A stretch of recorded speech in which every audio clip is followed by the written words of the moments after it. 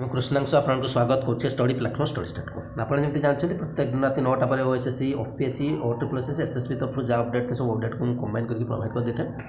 हाँ आज आपको टे लेट हो जाए देह खराब थे से दुखित मुझे आपको इनफर्मेशन लेट आज प्रोवाइड कर 12टा पर प्रोवाइड करूँ जहाँ भी हो अपडेट जब मुझे कहि जब जानी सारे बहुत भल कथा जब जानना जो मैंने सिलेक्टेड होती ओएसएससी तरफ से गोटे अपडेट अच्छी list of candidate selected the post junior mining officer CTSR आप डाउनलोड करेंगे आपंकर लिस्ट कैटेगरी वाइज आपणकर ना सहित कैटेगरी सबकि मेनसन ही थी अच्छी सबकि कटअप आपंकर लास्ट टाइम प्रोवाइड कर देती ठीक अच्छे आप कटअप को देखिपारे general 69.5 SC 64.5 SC 51 ST 39 PW category 30 और पीडब्ल्यू कैटेगरी 38.5 आ कौन से अपडेट देखा पाइबे कौन भी कैटेगरी तरफ कौन थी आज सिचुएसन OSSC एवं पिलांकर जो